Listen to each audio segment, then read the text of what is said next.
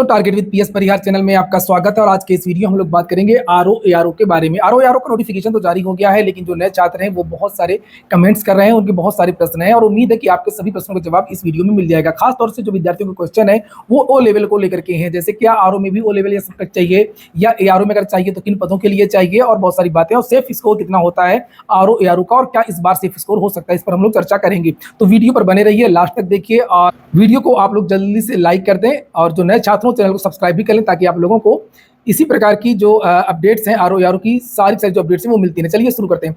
तो यहाँ पर उत्तर प्रदेश लोक सेवा आयोग ने बहुत क्लियर नोटिफिकेशन वो जारी किया है। इसमें केवल एक गड़बड़ी की है टाइपिंग को लेकर के स्पष्ट नहीं किया है, लेकिन ऐसा लगता है कि इसके बारे में अलग से उत्तर प्रदेश लोक सेवा आयोग नोटिस जारी करेगा, क्योंकि अभी तक 010 पूर्तिदेव में टाइपिंग होती थी और एपीएस में तो बदलाव कर दिया। एपीएस के लिए अलग से नोटिस भी जारी की गई थी कि मंगल और पूर्तिदेव दोनों में टाइपिंग कर सकते हैं विद्यार्थी, और उम्मीद यही है कि आरओ एआरओ में भी ऐसा ही होगा।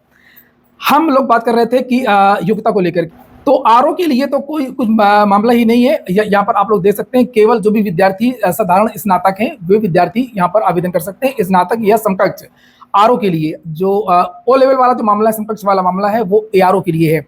तो यहाँ पर देखिए लिखा है कि समीक्षा अधिकारी के पद हेतु आवेदन पत्र स्वीकार किए जाने की अंतिम तिथि तक, जो आवेदन की जो लास्ट डेट है तक अभ्यर्थियों को भारत में विधि द्वारा स्थापित किसी विश्वविद्यालय से स्नातक उपाधि या सरकार द्वारा मान्यता प्राप्त उसके समकक्ष कोई अर्हता अवश्य धारित करनी चाहिए।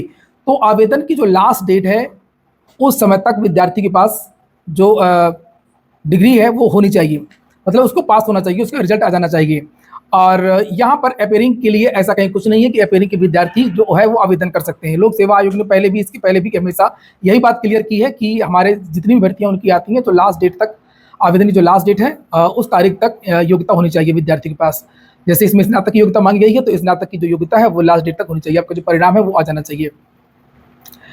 वहीं पर ये देखिए, अब बात करें हम लोग एआरओ को लेकर के, देखिए यहाँ पर ये जानकारी दी गई है, सहायक समीक्षा अधिकारी राजस्व। ये पिछली बार के जो नोटिफिकेशन जारी हुआ करते थे तो उसमें अलग अलग विभाग की अलग अलग योग्यता हुआ करती थी। किसी विभाग में ओ लेवल, किसी में समकक्ष, किसी में ओ लेवल प्लस समकक्ष, इस तरीके से लिखा जाता था।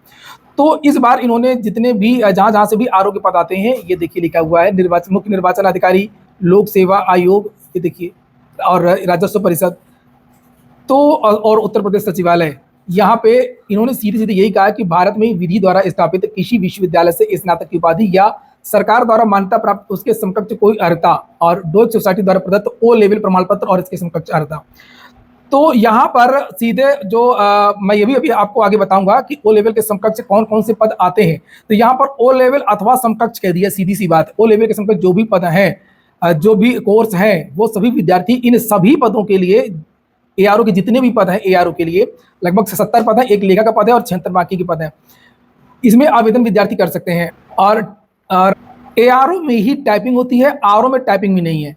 तो यानी कि जो जितनी भी योग्यताएं हैं, चाहे वो टाइपिंग की बात हो, चाहे वो ओ लेवल की बात हो, ये सारी चीजें एआरओ के लिए हैं। तो वहीं पर लोक सेवा आयोग ने अपने नोटिफिकेशन में एक चीज और क्लियर कर दी है कि इस बार अगर कोई फर्जी डॉक्यूमेंट समकक्ष का पीजीडीसीए वगैरह का बनवाएगा तो उसके खिलाफ सीधे एफआईआर होगी। ये देखिए यहाँ पर लिखा है, यदि किसी अभ्यर्थी द्वारा प्रमाण पत्र फर्जी या कूट रचित सबमिट किया गया तो उसे उत्तर प्रदेश लोक सेवा आयोग के सभी चयनों से प्रतिवारित तो किया ही जाएगा, प्रतिवारित, और उसके विरुद्ध आईपीसी की संगत धाराओं में कार्रवाई की जाएगी। और उत्तर प्रदेश लोक सेवा आयोग ने बहुत सारे विद्यार्थियों को पिछले साल बाहर भी किया है। इसलिए मैं विद्यार्थियों को एक बात और बताना चाहूंगा कि अगर विद्यार्थी कोई कोर्स करना चाहते हैं तो ऑथेंटिक संस्थान से ही करें, पूरी तरीके से वेरीफाई कर लें कि ये जो संस्थान है वो इस कोर्स के लिए उपयुक्त है या नहीं है। मैं आपको बता भी देता हूँ, एक वेबसाइट है, यहाँ पर जाकर के आप लोग चेक कर सकते हैं और कोर्स में एडमिशन वगैरह भी ले सकते हैं। और स्टूडेंट्स क्योंकि अक्सर पूछते भी रहते हैं कि सर ये हमारा जो कोर्स है वो वैलिड है या नहीं है, ये हमने यहाँ से किया है, बहुत सारे फोन आते हैं। तो ये आप देख सकते हैं, यहाँ पर लिखा है कॉलेज विद्या और वेबसाइट का नाम है collegevidya.com। सारे विद्यार्थी यहीं पर जाकर के, कोई भी विद्यार्थी हो जाकर के चेक कर सकता है। यहाँ पर ऑनलाइन पीजी के भी कोर्स हैं, यूजी भी कोर्स हैं और बहुत सारी जो यूनिवर्सिटी वो आपको यहाँ पर मिल जाएंगी। आप अपनी जो योग्यता वगैरह है वो देख सकते हैं और आपकी योग्यता के हिसाब से, आपके बजट के हिसाब से, फीस के हिसाब से यहाँ पर सजेस्ट भी किया जाता है कि आपके लिए कौन सा जो कोर्स है वो अच्छा रहेगा। यहाँ पर आपको निःशुल्क जो है काउंसलर भी मिल जाएंगे। आप जाकर के काउंसलर से फ़ोन के माध्यम से, व्हाट्सएप के माध्यम से आप उनसे चैट भी कर सकते हैं, बात भी कर सकते हैं। यहाँ पर देख सकते हैं पूरी लिस्ट है, कॉल यहाँ पर शेड्यूल कर सकते हैं। वो आपको बताएंगे कि आपके लिए कौन सा कोर्स अच्छा रहेगा और किस कोर्स की क्या खासियत वगैरह है। यहाँ पर बहुत सारे जो यूनिवर्सिटीज़ हैं, बहुत सारे जो इंस्टीट्यूट हैं, उन्हें भी आप लोग देख सकते हैं कि किस इंस्टीट्यूट का कैसा प्लेसमेंट रहता है, उसकी कैसी रैंकिंग रहती है, किसकी कितनी फीस है, सारी की सारी जो जानकारियाँ हैं इस वेबसाइट से आपको इंस्टीट्यूट के बारे में मिल जाएंगी। और यहाँ पर आप लोग 2 इंस्टीट्यूट का की जो है तुलना भी कर सकते हैं। और इसकी खासियत ये है कि ये पूरी तरीके से निःशुल्क है। कोई भी काउंसलर आपसे कोई पैसा नहीं लगेगा।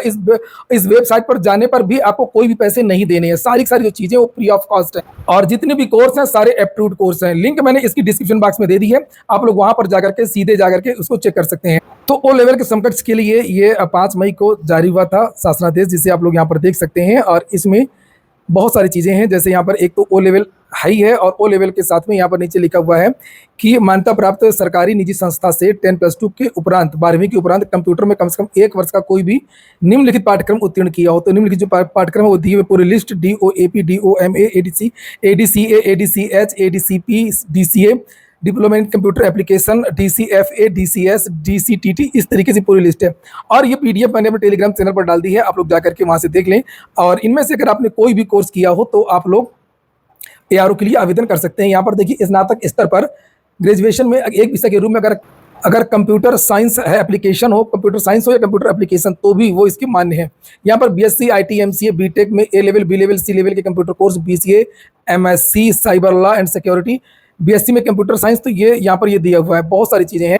और ITI से अगर 52 सप्ताह का computer operator and programming assistance में कोपा कोर्स किया हो तो वो भी ओ लेवल के समकक्ष माना जाएगा। केंद्र सरकार के किसी बोर्ड, विश्वविद्यालय, UGC, NILET से मान्यता प्राप्त सरकारी निजी संस्था 3 वर्षीय अगर डिप्लोमा आपने किया है तो भी वो मान्य है। चलिए बात करते हैं अब सेफ स्कोर की। तो सेफ स्कोर के बारे में मैं बता दूं आप लोगों से कि आपको टारगेट 130 का रखना है। पद चाहे जितना बड़े हों चाहे जितना घटे हों, मैंने हमेशा से आप लोगों को एक बात बताई है कि बहुत ज़्यादा अंतर कट ऑफ में लोक सेवा आयोग की परीक्षाओं में नहीं आता है। उसी मैं कुछ आपको उदाहरण भी दूंगा। ये ना सोचिएगा कि नहीं भाई 400 पद हैं, 600 हो जाएंगे तो कट ऑफ 110 हो जाएगी या 100 हो जाएगी, ऐसा बिल्कुल भी नहीं होना है। आप अपना टारगेट बना करके रखिए 130 जो यहाँ पर लिखा है। उसका एक रीजन मैं बताता हूँ आप लोगों की। 2010 में UDA LDA की एक वैकेंसी आई थी, या RO की, पहले उसको बोला करते थे RO की, उसमें मात्र 48 पोस्ट थी, 48, और उसकी जो कट ऑफ गई थी 148। कितनी गई थी? 148 कट ऑफ गई थी।